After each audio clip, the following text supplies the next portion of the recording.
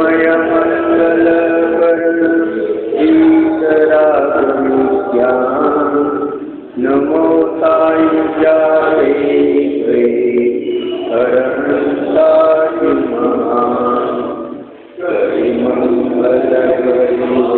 महाग्रंथकर्णकोकाश जाते समाज भावे जगत्कार भावे जगत्।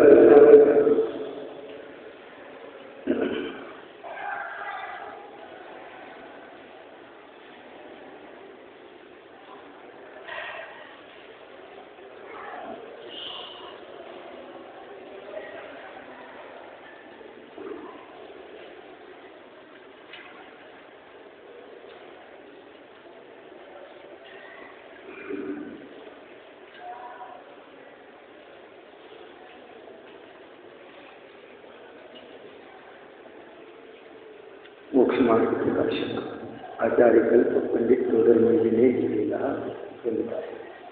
पाचवा अधिकार विविध मत समीक्षा बहुविध मिथ्या ग्रहण करी मलिन भयो निज भाव साको होत अभाव हे सहज रूप दर्शा।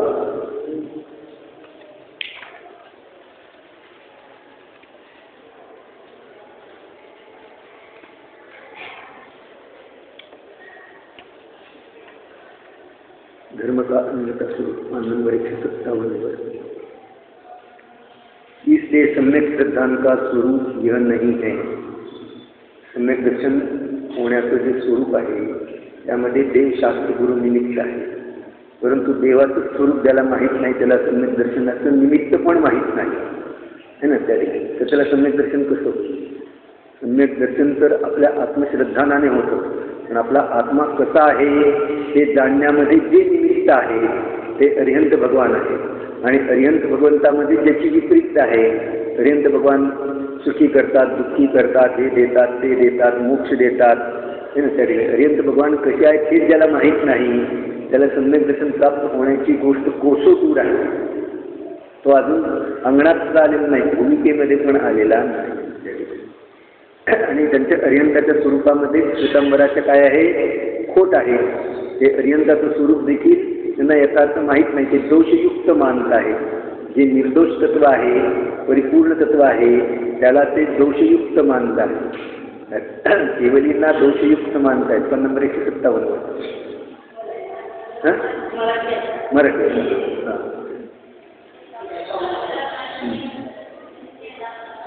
हां लग्नाच्या वेळेला ज्याला ज्याची रुची आहे तिकडे तो जाणार की? ज्याला जिकडे रुची आहे तिकडे तो जाणार। असं ना, आपण जाणार का नाही? तुम्ही जाणार, तुम्हाला रुची आहे तर तुम्ही जाणार, ज्याला रुची आहे ते तिकडे पहिल्यांदा जाणार हे ना। स्वाध्याय सोडून पण जाणार, देवदर्शन पण करणार नाही, पण पिठीला जाणार। असं होतं की नाही? ज्याला जशी रुची असेल काय करणार? नाना जीव आहेत, नाना प्रकारचं कर्म आहे, नाना प्रकारचे परिणाम आहेत, ज्याला जिथं रुची आहे त्याप्रमाणे करणार। कोण कोणाला रोखू शकतो? भगवान देखील कोणाला रोखू शकत नाही। जसं त्या ठिकाणी हा मिथ्यात्व आहे ना, तरी मोह महामद पियो अनादि, मोह महामद पियो अनादि। मोह महामद काय आहे? अगृहीत मिथ्यात्व आहे। अगृहीत मिथ्यात्वाचं साठी मोह महामद हा शब्द पंडित दौलतरामजीने वापरलेला आहे। मोह महामद याचा अर्थ काय? अगृहीत मिथ्यात्व रूपी मोह याने दिलेला आहे ना। भूल आपको भरमतवादी, आणि तो स्वतःला विसरलेला आहे आणि दुसऱ्या वस्तूचं स्वरूप काय हे पण माहीत नाही। सुख कशाने मिळणार हे पण माहीत नाही, सुखाचा अभाव कसा होणार हे पण माहीत नाही। तरी रत्नत्रय सुखाचा उपाय आहे त्या ठिकाणी। मोह महामद पियो अनादि, या मोहाची नशा जशी कमी कमी होत जाईल मग तसं तो थोडं त्या ठिकाणी बरोबर जाणायला लागतो, मग त्याची रुची पलटायला लागते। त्या ठिकाणी आपल्याला सुखाचा मार्ग हाच आहे, तो सगळं सोडून मग समर्पण करायला तयार होतो देवशास्त्र गुरुच्या प्रती। तोपर्यंत काय? देवशास्त्र गुरुच्या प्रती त्याचं समर्पण होऊ शकत नाही तोपर्यंत। इसलिए सम्यक श्रद्धान का स्वरूप यह नहीं है, सच्चा स्वरूप है, उसका वर्णन आगे करेंगे तो जानना। खरं स्वरूप काय आहे त्याचं वर्णन पुढं करणार आहे। ते जाणावं. पुढं करणार आहेत अशा प्रकारची वाक्य जवळजवळ 12 ते 15 वेळा आलेली आहे. पुढं करणार आहेत म्हणजे 9व्या अधिकारानंतर हे करणार आहे. 9व्या अधिकारापर्यंत 8व्या अधिकारापर्यंत भूमिका आहे. 9व्या अधिकारापासून मोक्ष मार्गाचं कथन करायला सुरुवात केली. सम्यक दर्शन त्याचं स्वरूप, सम्यक दर्शन काय आहे, मोक्ष मार्ग सांगायला 8 अधिकारापर्यंत भूमिका आहे त्या ठिकाणी. आणि नंतर मग पुढे सम्यक दर्शन, सम्यक ज्ञान, सम्यक चारित्र्याचं वर्णन होणार होतं ना असं. तर आगे करेंगे वो सो जानना तथा उनके शास्त्रों का अभ्यास करना उसे सम्यक ज्ञान कहते हैं. आणि त्यांच्या शास्त्राचा अभ्यास केला, त्यांच्या शास्त्राप्रमाणे ज्ञान केलं तर ते सम्यक ज्ञान. मुस्लिम पण म्हणतात आमच्या शास्त्राचं ज्ञान केलं तर ते खरं ज्ञान. हिंदू पण म्हणतात वेदाचं ज्ञान केलं तर ते खरं ज्ञान आहे ना. तर शास्त्राचं ज्ञान केलं म्हणजे सम्यक ज्ञान होतं का? वस्तू स्वरूपाचं यथार्थ ज्ञान केलं तर सम्यक ज्ञान. जशी वस्तू आहे तसं ज्ञान करेल तर त्याचं नाव सम्यक ज्ञान आहे ना. वस्तूच्या विपरीत जर ज्ञान करेल, साखर गोड आहे आणि ते अन्यथा मानेल तर, अग्नी उष्ण आहे ते अन्यथा मानेल तर सम्यक ज्ञान कसं? जसं जी वस्तू जशी आहे तशी, जे ज्या वस्तूचं तत्व आहे त्याप्रमाणे जाणेल, जो ज्या वस्तूचा स्वभाव आहे त्याप्रमाणे जाणेल तर सम्यक ज्ञान. जीव अजीवाचं स्वरूप जाणेल तर सम्यक ज्ञान. आत्मा जीव चैतन्यमय पदार्थ आहे, शरीर जड पदार्थ आहे अशा प्रकारे व्यवस्थित जाणेल तर सम्यक ज्ञान. नाहीतर शरीरालाच आत्मा मानेल, आत्म्याला शरीर मानेल है ना, असं मानत नाही ना आपण त्या ठिकाणी. जे अनादिकालापासून मोह महा मद प्रियो अनादी, हे शरीर म्हणजे मी, हे शरीराचे जे नातेवाईक वगैरे आहेत ते माझे नातेवाईक आहे ना, ते आपले आपतेष्ट, ते आपले हितेशी. आणि त्यांचा संयोग झाला की आनंद, त्यांचा वियोग झाला की दुःख, असं होतं की नाही. त्यांच्या वियोगात दुःख, संयोगात आनंद, त्याच्यामुळे मानतो. जीव अजीवाची ओळख नाही म्हणून तर त्या ठिकाणी त्यांच्या संयोगामध्ये सुख मानतो. संयोगात सुख आहे असताना देखील जर ते आपल्या विपरीत वागतील, आपल्याला मदत वगैरे करणार नाहीत, आपल्या भोग सामग्रीमध्ये अनुकूल पडणार नाहीत, तर त्यावेळेला देखील ते आपले शत्रू बनतात. त्यावेळेला देखील तो त्यांचा द्वेष करायला लागतो. त्यांचा वियोग कसा होईल असं इच्छा करायला लागतो. असं आहे की नाही त्या ठिकाणी असताना देखील त्या ठिकाणी. म्हणजे हे सगळे भोगामध्ये निमित्त आहे. ह्या शरीराला हितकारक आहे आणि ते आपल्याला हितकारक मानतो. कशामुळे जीव अजीव तत्वाची नीट ओळखच नाही. जीवाला जीव जाणेल, अजीवाला अजीव जाणेल तर तो परद्रव्याला, पर शरीराला आपलं कसं मानेल? स्वतःच्या शरीराला पण तो आपलं मानणार नाही, दुसऱ्याच्या शरीराला तो नातेवाईक आपतिष्ट कसं मानेल? असं आहे ना. हे सगळ्या गोष्टी आहेत त्या ठिकाणी.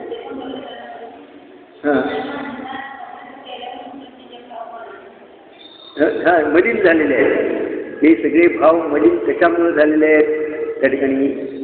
याच्यामुळेच मलिन झालेले आहेत. हे निजभाव मलिन करण्यासाठी स्वतःचं वास्तविक स्वरूप नाही. जसं कपडा मलिन झाल्यानंतर कपडाचं वास्तविक स्वरूप पांढरा किती आहे हे जाणावं लागेल आणि नंतर तो धुण्याचा उपाय म्हणजे चारित्र्य. तर त्या ठिकाणी त्या चारित्र्याच्याद्वारे मनसोहन केलं जात आहे. चारित्र्याशिवाय मनसोहन, मला तर मल नष्ट होऊ शकत नाही त्या ठिकाणी. मल नष्ट करण्याचा उपाय चारित्र्य आहे त्या ठिकाणी. चारित्र्य भक्तीमध्ये आलं ना त्या ठिकाणी मलसोहनम त्या ठिकाणी. पंच पापाचा त्याग करून त्या ठिकाणी त्याचं मलशोधन करण्यासाठी चारित्र्य आहे. हे या ठिकाणी 5 प्रकारचं चारित्र्य या ठिकाणी. 5 प्रकारचं चारित्र्य म्हणजे सामायिक, शिरोपस्थापना, परिहार, विशुद्धी आणि सूक्ष्म यथाक्षात चारित्र्य. याच्याद्वारे मनसोहन होतं. इकडं असेल तो कुंड सरपती काही इकडे ठेवलं कुंड पंचदा मनसोहनम शब्द आला ना. हे चारित्र्य कशासाठी आहे? चारित्र्याचं पालन कशासाठी करायचं आहे हे पण माहीत नाही. क्रिया करायच्या म्हणून करतो. आत्म्याचं मल शोधन करणारं हे चारित्र्य असतं. मलाचा शोध घेऊन त्याचा अभाव करण्यासाठी असा शब्द आलेला आहे त्याच्यामध्ये. चारित्र्य भक्तीमध्येच असते योग. चारित्र्य भक्ती. किलो एकव जीवाणं इदं सम्मोवदेशनं वड्डमाणं महावीरं वन्दिता सवोदेशिनं घादिकं विगादत्तं घादिकं विनाशिना भासियं सव जीवाणं चारित्र पंचभेदतो. मग ते सामायिक वगैरे भेद सांगितले त्या ठिकाणी. हे आलं सामाय्यं तु चारित्रं छेदो वट्ठावणं सहा तं परिहार विशुद्धिं च संयमं सुमं गुणं इच्छा खादम तु चारित्रम सहा खादम तु संपूर्णम इच्छाहम पंचाहारम मंगलम मलसोहनम इच्छाहम पंचाहारम मंगलम मलसोहनम। मैं मल का शोधन करने वाले और मंगल स्वरूप 5 प्रकार का चारित्र धारण कर मुक्ति संबंधी सुख को प्राप्त करता हूँ। हे चारित्र कशासाठी ग्रहण करायचं, कशासाठी व्रत उपवास करायचे, हे त्या ठिकाणी 5 समिती युक्ती वगैरे कशासाठी परप्लान करायचं, मलाचं शोधन करण्यासाठी। कारण मल आहे तोच या बाधक आहे ना, मल शोधन जर या शरीराचं देखील व्यवस्थित झालं नाही तर हे आजारी पडतं की नाही, प्रतिकूल बनतं त्या ठिकाणी। जसं आहे हे मल शोधन करण्यासाठी हे चारित्र आहे, मलसोहनम। सापडलं मला एकच आहे बघा हिंदू, ठीक आहे।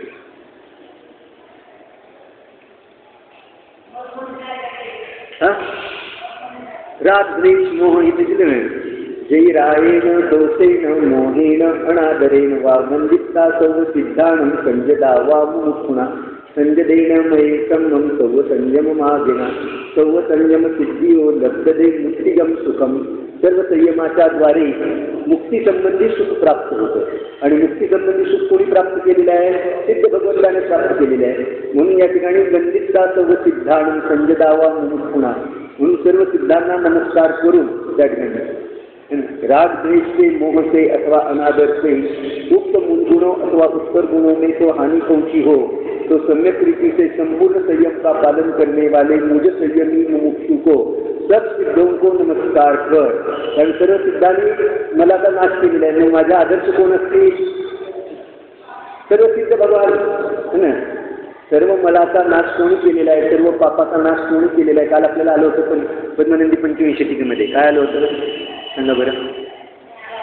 पद्मनंदी पंचविंशतिकेमध्ये एक श्लोक आला होता, कशासाठी मी जिनेंद्र भगवंताची भक्ती करतो, पुण्याची प्राप्ती नाही त्याच्यामध्ये। 2 गोष्टी आल्या, 2 गोष्टी की ज्या आजपर्यंत प्राप्त केल्या, 2 गोष्टी, रत्नत्रयाची प्राप्ती आणि पापाचा क्षय हो। रत्नत्रयाची प्राप्ती आणि पापाचा क्षय हो, या 2 गोष्टी प्राप्त झाल्या बस मला सगळं काही मिळाले। या 2 गोष्टीशिवाय परवा विचारलं का चालेल चालेल चालेल तुम्ही असता हा 2 गोष्टी, जिनेंद्र भगवंताच्या भक्ती पूजन उपासना याचं फळ मला या 2 गोष्टीची प्राप्ती, रत्नत्रयाची प्राप्ती हा आणि पापाचा नाश।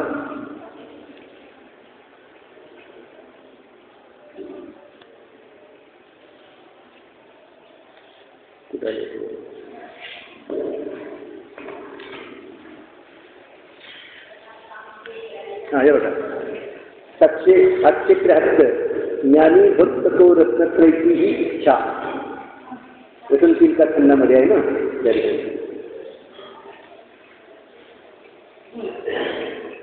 अस्तुत्रयं मम सुदर्शन बोधवृत्त संबंधियां सुच समस्त दुर्हितानि यातेन किंचिदपरं भगवन् भवन्तं न प्राप्तमस्ति किमिह यत स्त्रीशोक्यां सम्यक दर्शन ज्ञान चारित्र हो सकल पाप का हो यदि नाश।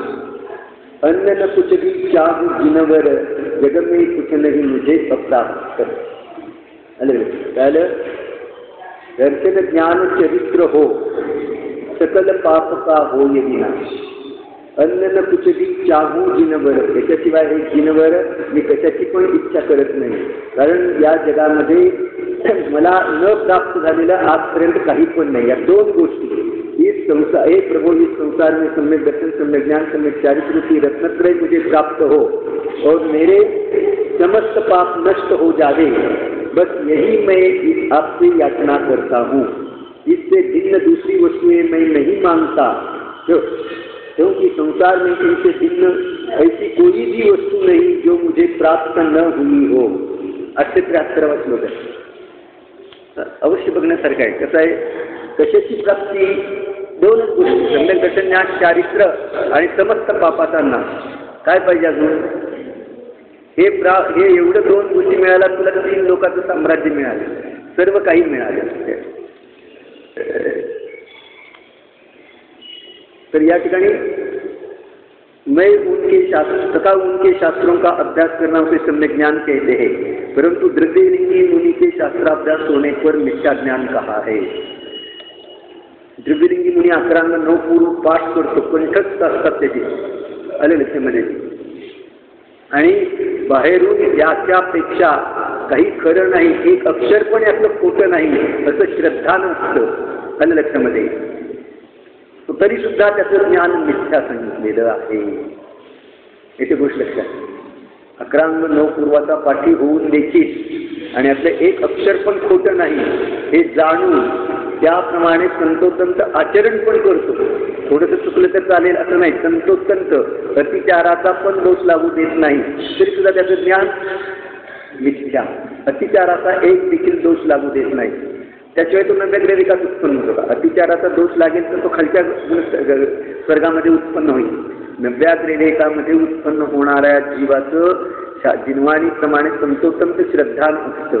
एवढंच नाही तर त्याप्रमाणे तंतोतंत आचरण पण असतं. थोडासा देखील अतिचाराचा दोष लागू देत नाही असा जीव नव्याग्रहिकामध्ये उत्पन्न होतो. त्याच्यामध्ये जर दोष लागेल तर तो खालच्या स्वर्गामध्ये येईल. तर शास्त्रों का अभ्यास करून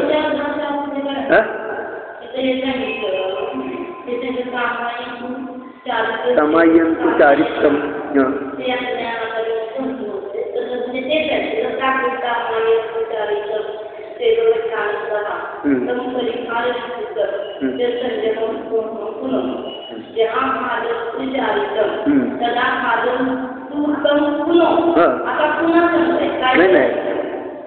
नहीं नहीं तसं नाही. जहा खादम चारित्रम तहा खादम तम पुनो.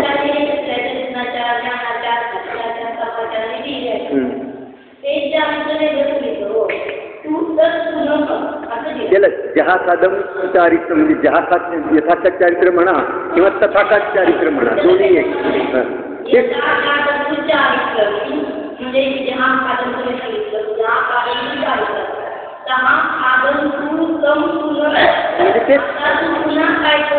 पंचाचाराचं पालन कर म्हणजे दर्शनाच्या ज्ञानाच्या चर्चाच्या सपाटाने लिहिल्या तत्पुनर्पूर्वादनं पंचसह आचार्य मंगलम मलशोधनम. सामायिक छेदोपस्थापना, परिहार, विशुद्धि, सूक्ष्म संप्राय और यथाख्यात, यह 5 प्रकार का चारित्र है. इनमें यथाख्यात को तथाख्यात भी कहते हैं. मैं मल का शोधन करने वाले और मंगल स्वरूप 5 प्रकार का चारित्र धारण कर मुक्ति संबंधी सुख को प्राप्त करता हूँ.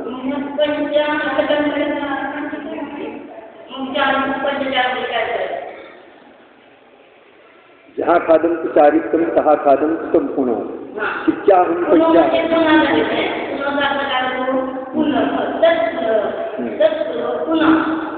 म्हणजे यथाख्यात चारित्र तथाख्यात चारित्र तेच तथाख्यात चारित्र आहे.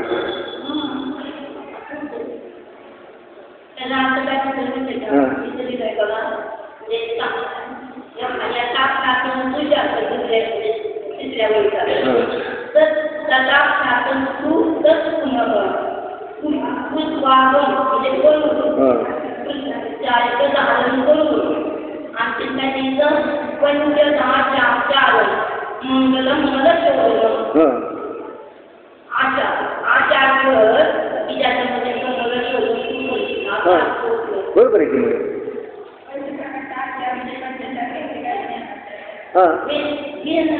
येणार की त्याच्यामध्ये ते चारित्र झालं ना आपले.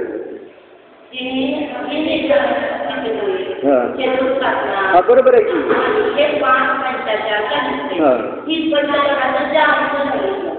आणि नंतर काय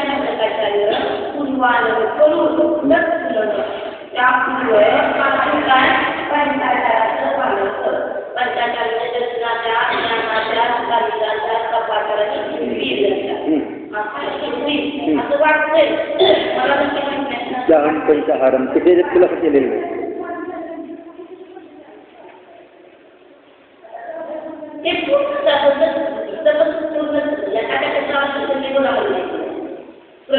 त्याचा पण नाही आता हे केलं अजून हे पण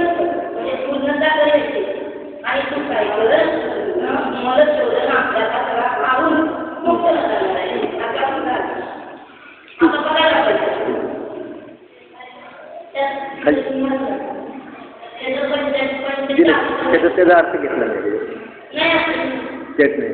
अर्थ आहे की पण त्या ओळीचा अर्थ आला नाही याच्यात. यथाख्यातम चारित्रम तथाख्यातम तम पुणव इथपर्यंत आला. जसं यथाख्यात चारित्र आहे तसं तथाख्यात चारित्र देखील त्याला म्हणा. हां तथाख्यात. हां पण किच्चाहम पंचहारम त्याचा आलं नाही. किच्चाहम पंचहारम त्याचा या शब्दाचा अर्थ त्याच्यात आलाच नाही. हां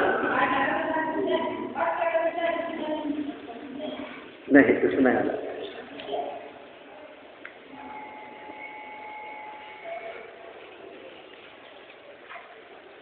इसमें यथाख्यात को तथाख्यात भी कहते हैं. मैं मल का शोधन करने वाले और मंगल स्वरूप 5 प्रकार का चारित्र धारण कर एवढा आला. मुक्ति संबंधी सुख को प्राप्त करता हूँ. 5 प्रकार का चारित्र धारण कर इत्याहम पंचहारम मंगलम मनसोहणम. आता मंगलम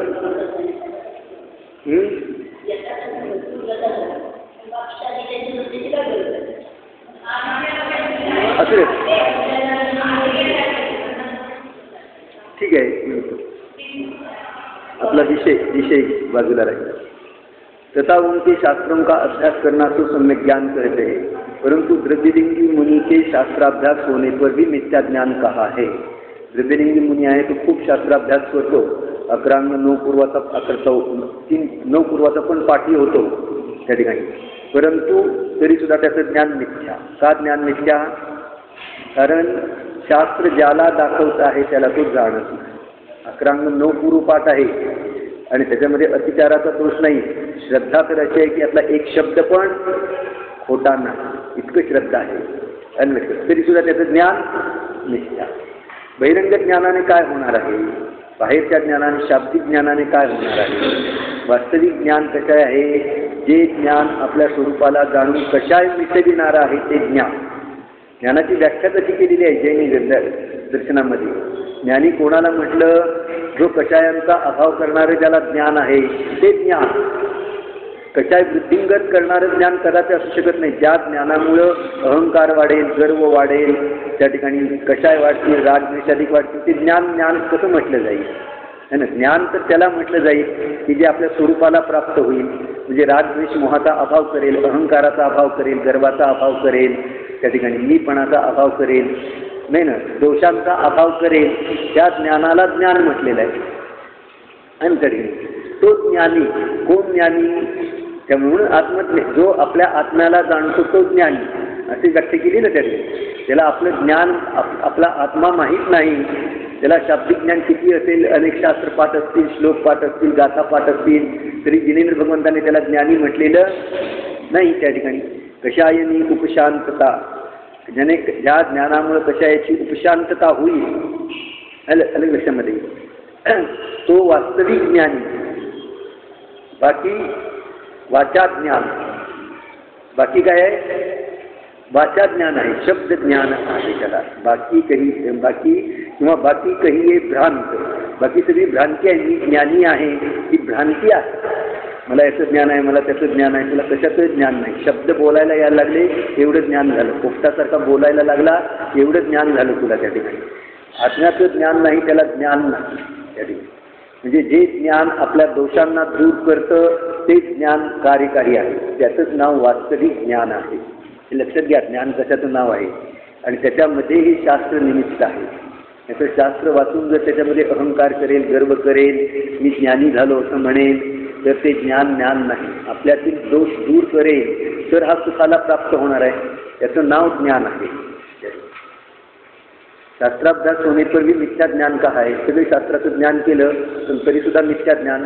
असंयत सम्यक दृष्टी का विषयादी रूप जानना उसे सम्यक ज्ञान कहा है. आणि संयत सम्यक दृष्टी आहे तो युद्ध पण खेळतो आहे, राजकारभार पण करतो आहे, हजारो राण्यांशी विवाह करतो आहे, तरी सुद्धा त्याचं ज्ञान सम्यक ज्ञान. किरणची जीव आहे त्याला थोडंसं ज्ञान आहे परंतु ते ज्ञान सम्यक ज्ञान. आणि हा मुनी बनून अकरांग 9 पूर्वाचा पाठी आहे तरी सुद्धा त्याचं ज्ञान मिथ्या ज्ञान का?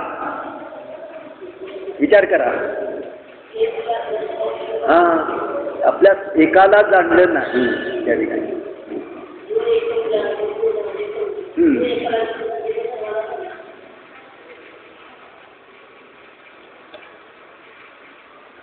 ज्ञान कशात हे लक्षात आलं ना, जे ज्ञान आत्म्याला जाणतं ते ज्ञान, आपलं हित जाणतं ते ज्ञान. जे शरीराचं हित जाणतं ते ज्ञान अज्ञान. मी शरीर नाही ना त्या ठिकाणी.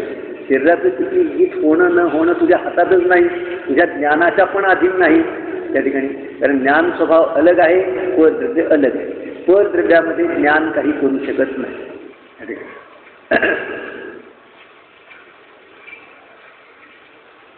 म्हणून असंयत सम्यक दृष्टी असेल, त्याला विषयाचं पण ज्ञान असेल तरी सुद्धा त्याचं ज्ञान सम्यक ज्ञान. कारण ते सम्यक ज्ञान त्याच्यामध्ये कंडिशन काय सांगितलेली आहे, लक्षण काय सांगितले, स्वपरिविवेक. सम्यक ज्ञानाचं लक्षण काय, स्वपरिविवेक.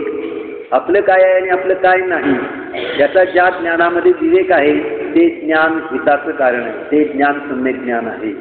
स्वला स्व जाणतं, पराला पर जाणतं ते ज्ञान सम्यक ज्ञान. आणि किती शास्त्रज्ञान असेल पण स्वला स्व जाणणार नाही, पराला पर जाणणार नाही, तिऱ्यांच्यांना ज्ञान नसतं हे शाब्दिक ज्ञान वगैरे, पण ते स्वला स्व जाणतं हे ज्ञानानंद स्वभावी आत्मा अमूर्तिक चैतन्य धातूचा पिंड आम्ही आत्मा आणि बाकी समस्त दुनिया पण समस्त विकारी भाव या ज्ञानापासून भिन्न अशा प्रकारे भेदज्ञान करणारं तिऱ्यांचे जीवाचं ज्ञान आहे ते सम्यक ज्ञान आहे, ते मोक्षाचं कारण आहे. आलं लक्षामध्ये. आणि तर हजारो ग्रंथाचं ज्ञान करेल पण स्वपर विवेक नसेल तर ते ज्ञान ज्ञान नाही. आलं लक्षामध्ये. इंद्रिय ज्ञान ज्ञान नाही, शब्द ज्ञान ज्ञान नाही. कशातली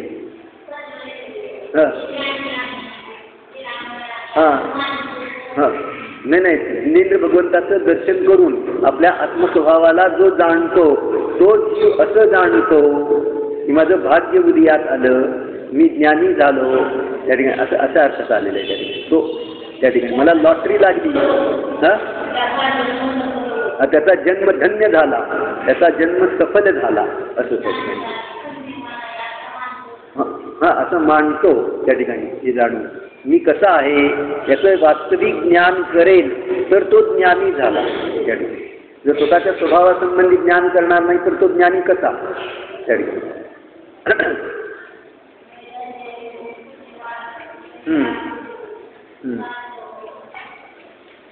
इसलिए यह स्वरूप नहीं है, कच्चा स्वरूप आगे कहेंगे तो जानना.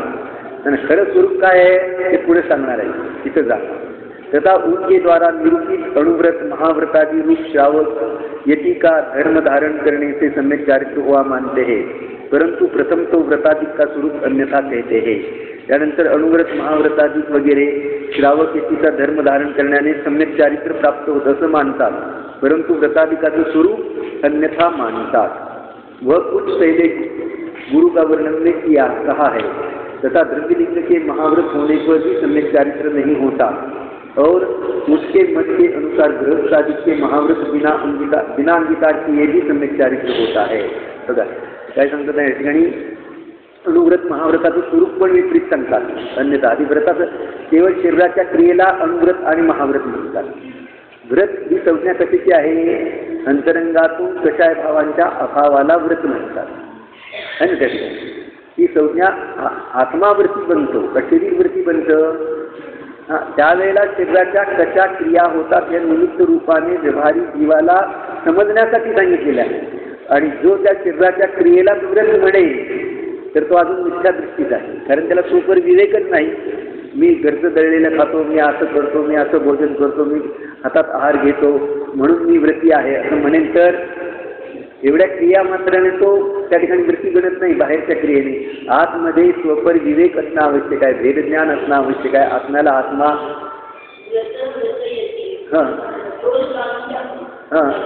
व्रत म्हणतात त्या ठिकाणी.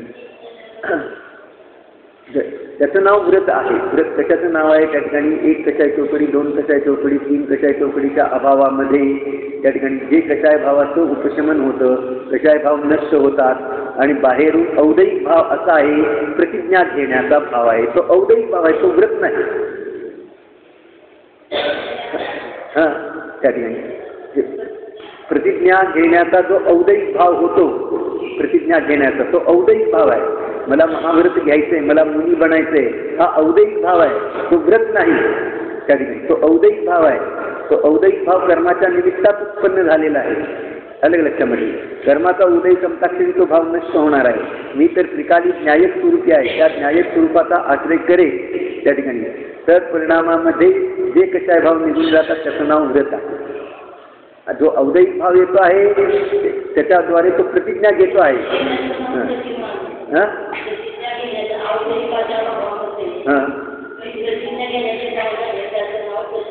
त्याचं नाव प्रतिमा आहे. काय त्या ठिकाणी पहिलं तेच पहिली ओळ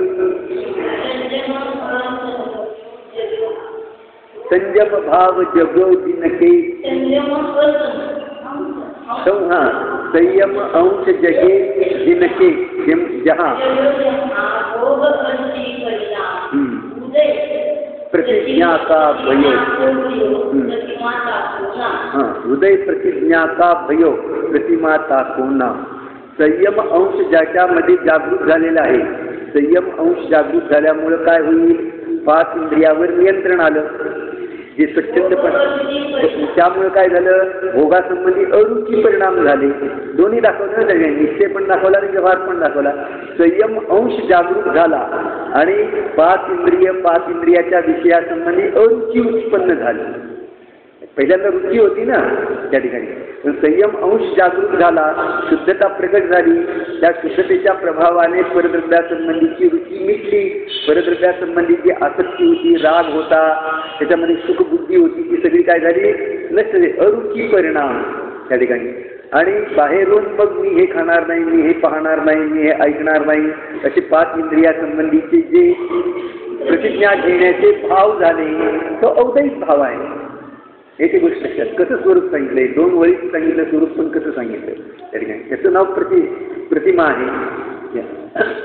तर द्रव्यलिंगी के महावृत होने पर भी सम्यक चारित्र नहीं होता त्या ठिकाणी, असं ते मानतात. द्रव्यलिंगी आहे असं मानतात नाही. द्रव्यलिंगी आहे तो महाव्रत घेतलं तर त्याला सम्यक चारित्र असते की नाही? नहीं, कारण तो मिथ्या दृष्टि है, पहिल्या स्थानामध्ये आहे. और उनके मत के अनुसार गृहस्थादि के महाव्रत्यादि बिना अंगीकार किए ही सम्यक चारित्र होता है. आणि त्यांच्या मतामध्ये गृहस्थ आहे त्याने महाव्रत बाहेरून पण अंगीकार केलं नाही तरी सुद्धा त्याला सम्यक चारित्र होतं. डोंबाऱ्याला प्राप्त झालं त्या ठिकाणी. मरुदेवीला हत्तीच्या अंबारीत बसल्या बसल्या सम्यक चारित्र प्राप्त झालं आणि तिथंच तिला केवळ ज्ञान मिळालं. असं गृहस्थ दशेमध्ये अजून त्या ठिकाणी परिग्रह सोडला नाही त्या ठिकाणी, आणि कपडा लत्ता वगैरे सोडला नाही, स्त्री पर्याय आहे तरी सुद्धा सम्यक चारित्र प्राप्त झालं. गृहस्थ दशेमध्ये सम्यक चारित्र. इथं आपल्या ग्रंथामध्ये, दिगंबर ग्रंथामध्ये काय सांगितलं, द्रव्यलिंगी बनला आहे, मुनिव्रत पण धारण केलेलं आहे, 11 9 पूर्वाचा पाठी आहे, तरी सुद्धा त्याला सम्यक चारित्र नाही, कारण आपल्याला जाणलं नाही. तरी सुद्धा कोणाला, मरुदेवीला केवळ ज्ञान प्राप्त झालं त्या ठिकाणी. मग महाव्रताशिवाय केवळ ज्ञान प्राप्त होतं का त्या ठिकाणी? म्हणजे ते गृहस्थाला महाव्रत मानतात. आणि दिगंबर शास्त्रामध्ये मुनी बनला, सगळ्याचा त्याग केला, 11 9 पूर्वाचा पाठी झाला, तरी सुद्धा जर तो द्रव्यलिंगी असेल तर त्याला महाव्रत नाही, इतकं ठोस सांगितलेलं आहे. आणि ते गृहस्थाला देखील बाहेरची सुद्धा क्रिया नाही तरी सुद्धा त्याला ते महाव्रत मानतात. किती विपरीत आहे. इसलिए यह स्वरूप नहीं है, सच्चा स्वरूप दूसरा है, तो आगे कहेंगे. खरं स्वरूप काय आहे हे पुढे सांगणार आहे. 15-20 वेळा हे वाक्य आलेलं आहे, तो आगे कहेंगे. यहाँ कहते हैं द्रव्यलिंगी के अंतरंग में पूर्वोक्त श्रद्धानाधिक नहीं हुए, बाह्य ही हुए है, इसलिए सम्यक्त्वाधिक नहीं हुए. त्या ठिकाणी म्हणतात की द्रव्यलिंगी आहे त्याच्या अंतरंगामध्ये पूर्वोक्त श्रद्धा नाही, बाह्य तो द्रव्यलिंग धारण केलेला आहे म्हणून सम्यक्त झालेलं नाही, असं तो शंकाकार त्या ठिकाणी शंका उत्पन्न करतो. उत्तर देता है, यदि अंतरंग नहीं है और बाह्य धारण करता है तो कपट से धारण करता है. त्या ठिकाणी अंतरंग नाही आणि बाहेर दाखवण्यासाठी करतो तर मग कपट म्हणावं लागेल, मायाचार झाला तो त्या ठिकाणी. आणि जर कपटाने जर तो मुली दीक्षा ग्रहण करेल, म्हणजे दुसऱ्याला दाखवण्यासाठी करेल, दुनियाने माझा आदर सत्कार करावा, माझ्या पाया पडावं, मी मुनी आहे असं मानावं म्हणून तो जर अशा प्रकारे करेल तर तो कुठं जाईल, तिर्यंच्या गतीमध्ये जाईल. माया तिर्यक असते ना. हा देखील धर्म करेल, दुसऱ्याला दाखवण्यासाठी करेल, त्या ठिकाणी मी धर्मात्मा आहे, मला लोकांनी चांगलं म्हणावं, माझं नाव घ्यावं, तर कुठं जाईल हा त्याला वाटतं मी धर्म केला पण जाईल कुठं? तिरंच्या गतीमध्ये जाईल. माया तिरे घेऊन येते, तिरंच्या गतीमध्ये जाईल. ठग झाला ना तो त्या ठिकाणी. माया म्हणजे वक्रता आहे ना, आत एक बाहेर एक. मनामध्ये वेगळे परिणाम आहेत आणि बाहेरून दाखवण्याचे परिणाम वेगळे आहेत. खायचे दात वेगळे आहेत, दाखवायचे दात कोणाचे असतात? हत्तीचे. मग हत्तीच्या पर्यायामध्ये जाईल. खायचे दात वेगळे आणि दाखवायचे दात वेगळे. तसं त्या ठिकाणी करायच्या क्रिया वेगळ्या लोकाला दाखवण्यासाठी आणि आपल्या मनामध्ये परिणाम तिसरे त्या ठिकाणी. जसे परिणाम असेल तसं वक्र, जितके वाकडे परिणाम असतील तितकं वाकडे शरीर कोणाचं असतं? उंटाचं. जितके वाकडे परिणाम तितके वक्र परिणाम. तिरेंचं शरीर वक्र असतं की नाही, वाकडं तिकडं वगैरे त्या ठिकाणी. तशा प्रकारच्या परिणामामुळे तशा प्रकारच्या तो गतीला प्राप्त होतो, वक्र गतीला तो प्राप्त होतो. म्हणून रुजुता असणं आवश्यक आहे. जिथं रुजुता आहे तिथं मनुष्य गती प्राप्त होते, सरळ देवगती प्राप्त होते. स्वभाव मार्ग म्हणजे रुजू या ठिकाणी. सरळ गतीला प्राप्त व्हायचं असेल तर सरळ परिणाम ठेवणं आहे, जे आहे ते त्या ठिकाणी. जसं मनात तसं क्रियेमध्ये त्या ठिकाणी. दाखवायचं एक करायचं एक असं नाही. तर या ठिकाणी कपट से धारण करता है तो उसे कपट हो तो 90 ग्रेवे कैसे जाएगा, वह तो नरकादिक में जाएगा. बंद तो अंतरंग परिणामों से होता है. बंद तर अंतरंग परिणामाने होतो. इसलिए अंतरंग जैन धर्मरूप परिणाम हुए बिना ग्रेवेक जाना संभव नहीं है. नव्या ग्रेवेकामध्ये कोण जातो या ठिकाणी त्याचं वर्णन करताना सांगितले की जो सर्व ग्रहस्थ अवस्थेचा वगैरे त्याग करून त्या ठिकाणी सरळपणा धारण करून त्या ठिकाणी वक्र नाही, दाखवायच्यासाठी नाही त्या ठिकाणी, आत्महिताच्या दृष्टिकोनातून पण आत्म्याची ओळख नाही त्या ठिकाणी. शास्त्रामध्ये जसं सांगितलेलं आहे त्याप्रमाणे संतोषंत आचरण करतो, त्याप्रमाणे श्रद्धान करतो त्या ठिकाणी. एक अक्षर देखील शास्त्रातलं खोटं आहे असं मानत नाही. निरतिचार पालन करतो तो जीव नव्या ग्रेविकामध्ये जातो. असा जीव नव्या ग्रेविकामध्ये जाऊन देखील त्याला सम्यक दर्शनाची प्राप्ती का होत नहीं? तर आत्मश्रद्धान नहीं. तथा व्रतादि रूप शुभोपयोग से देव का बंध मानते हैं और उसी को मोक्ष मार्ग मानते हैं. तो बंध मार्ग मोक्ष मार्ग को एक किया परंतु यह मिथ्या है. आणि व्रतादि रूप जे शुभ परिणाम आहेत त्या परिणामामुळे काय होतं? स्वर्ग प्राप्त होतो. व्रत वगैरे कशाचं कारण आहे? कुठल्या अधिकारामध्ये त्याचं वर्णन आलेलं आहे? 7व्या अधिकारामध्ये त्या ठिकाणी. तर ते स्वर्ग उसको मोक्ष का कारण मानते हैं आणि त्या व्रताला ते हे करत करत मी मोक्षाला जाईल असं जो मानेल त्याच्यामध्ये आणि श्वेतांबर मतामध्ये काय अंतर आहे? श्वेतांबर मत असं मानतं की मी व्रत वगैरे शुभाव करत करत पूजन अर्चन करत तीर्थयात्रा जप तप करत करत मी मोक्षाला जाईल त्या ठिकाणी. हे पुण्याचं कारण आहे. जे पुण्याचं कारण आहे ते स्वर्गाचं कारण आहे, ते मोक्षाचं कारण कधी होऊ शकत नाही. अलर्षामध्ये बरोबर पूर्वी एकदा प्रश्न केला होता ना, जे स्वर्गाचं कारण ते मोक्षाचं कारण कधी होणार नाही, पण जे मोक्षाचं कारण आहे ते स्वर्गाचं कारण होईल की नाही? प्रश्न एवढाच आहे. जे मोक्षाचं कारण ते कशामुळे तो स्वर्गाला जाईल की नाही? ज्या कारणामुळे तो स्वर्गाला जाणार त्या कारणामुळे तर तो कधी मोक्षाला जाणार नाही हे तर निश्चित. पण जे कारण मोक्षाचं आहे त्याच्यामुळे तो स्वर्गाला जाईल का? उत्तर एकच आहे, नाही जाणार. मला प्रश्न काय आहे?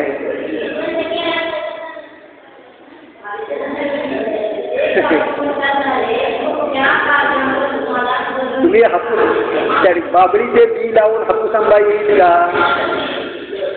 कारणानुविधायिनी कार्याणी कारण सदृश कार्य होत आहे. ज्या प्रकारचे बी लावले त्या प्रकारचे वृक्ष येणार. गहू लावले तर गहू येणार, जव लावले तर जव येणार. आलं लक्षामध्ये? जे कारण स्वर्गाचं आहे त्याच्याद्वारे मोक्ष प्राप्त होत नाही. जे कारण मोक्षाचं आहे त्याच्याद्वारे स्वर्ग प्राप्त होत नाही. कुठलीच गती प्राप्त होणार नाही. मोक्षाच्या कारणाच्याद्वारे मोक्षच प्राप्त होईल, स्वर्गाच्या कारणाच्याद्वारे स्वर्गच प्राप्त होईल. मोक्षाचं कारण वीतरागत आहे, बंधाचं कारण पुण्यबंध आहे, स्वर्गाचं कारण पुण्यबंध आहे. पुण्यामुळे मोक्ष कधी प्राप्त होत नाही आणि वीतरागतेमुळे स्वर्ग प्राप्त होत नाही. वीतरागतेमध्ये जी कचास आहे, कच्चेपणा, जो राग शिल्लक आहे त्या रागामुळे स्वर्ग प्राप्त होईल. पुरुषाचे उपाय वाचा. स्पष्ट तत्व सांगितलेलं आहे त्याच्यामध्ये.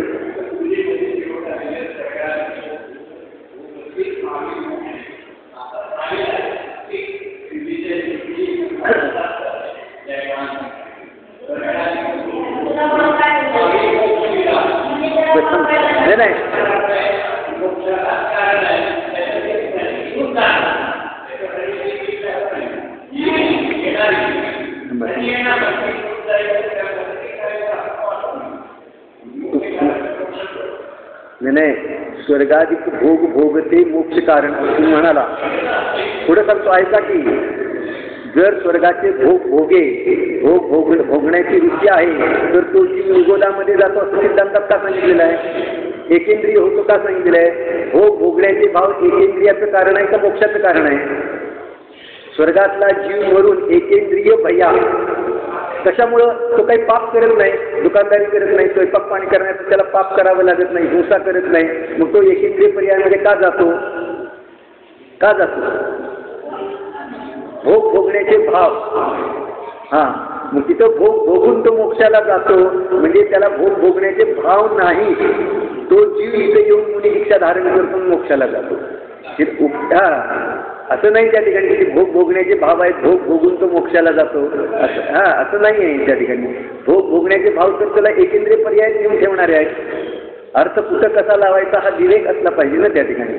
अन्यथा अर्थ लावेल तर त्याच्यामध्ये आपलं पण ऐक होईल, त्याला अजून भोगाच्याच प्रतिरुची आहे असा त्याचा अर्थ होतो त्या ठिकाणी. स्वर्गात जायचं मग भोग भोगायचे आणि भोग भोगल्यानंतर मोक्षाला जाणं चांगलं आहे ना, काय वाईट आहे? मी आधी पहिल्यांदा स्वर्गाला जाईल, भोग भोगेल, चक्रवर्ती पद इंद्रपद प्राप्त करेल, छान आहे, धर्म पण छान आहे, याचं नाव धर्म नाही. हे अन्य मतामध्ये जसा धर्म मानतात तसाच धर्म झाला. तम धम्म भोग निमित्तम त्या ठिकाणी हा भोग आहे त्या ठिकाणी. असा धर्म तू कितीही केला तरी ते पुढे दिलंय त्याच्या टीकेमध्ये. अरण्य रुदन, अरण्यामध्ये किती रडला तर तुला कोणी मदतीला येणार नाही. असा धर्म तू कितीही केला तर तो अरण्य रुदनाप्रमाणे आहे असं दृष्टांत त्या ठिकाणी दिलेला आहे. अरण्य रुदनाप्रमाणे आहे असं त्या ठिकाणी. त्याच्यापासून काही फायदा होणारा नाही. धर्माचं स्वरूप अलग आहे, पुण्याचं स्वरूप अलग आहे. त्या वाक्यामध्ये खूप मर्म भरलेलं आहे. त्याच्यावर आपण उद्या आणखी चर्चा करू. ओम.